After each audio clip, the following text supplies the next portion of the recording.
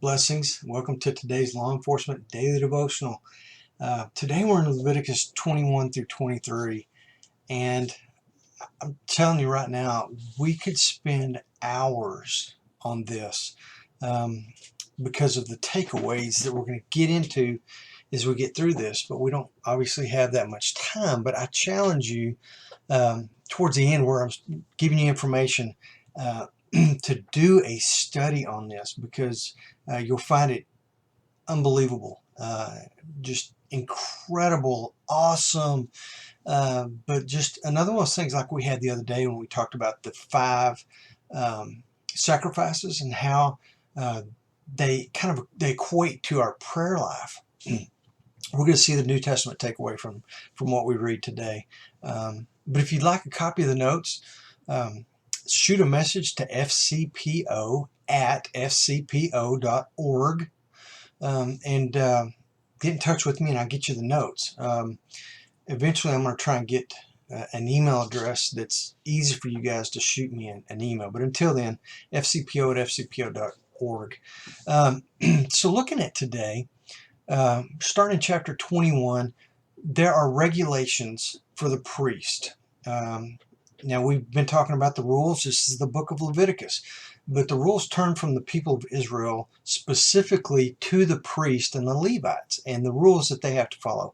And it's interesting reading because the Levites have to have conduct that goes above and beyond what is expected of the people, of the citizenry, of the Hebrews.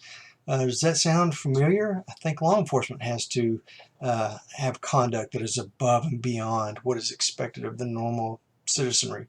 So a lot of parallels there. Sometimes we think our code of conduct goes too far, but man, the Levites had regulations even on who they could marry. We don't quite go that far, so we can't complain about our code of conduct, but still, we're very similar in the fact that we have to go above and beyond in our conduct, and that's so we can be set apart and be different, and we live a life of example. So it's just very cool. But jumping down into chapter 23, it starts talking about all the important days and the holidays of the Hebrews. It starts with the Sabbath day, and the Sabbath day is a very important day, but then it gets right into the 6 feast days. If you ask us what our most important holidays were, we'd probably say Easter, Thanksgiving, Christmas, and you just list all the ones that we have. Well, these are the 6 feast or celebrations, holidays, if you will, for the Hebrew people. And there's number 1, the Passover, which we saw and read all about that in Exodus. First fruits.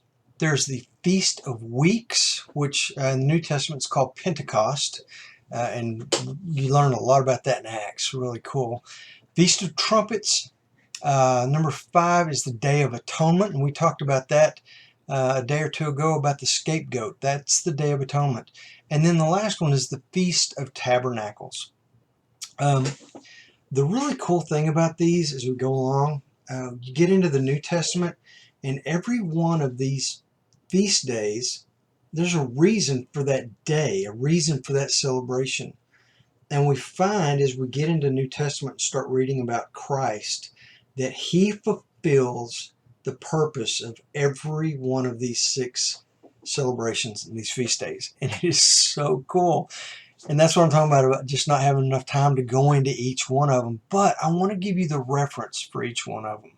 And again, if you need this, email me and I'll get it to you. But for the Passover, go to 1 Corinthians chapter 5, verse 7 and see what it says.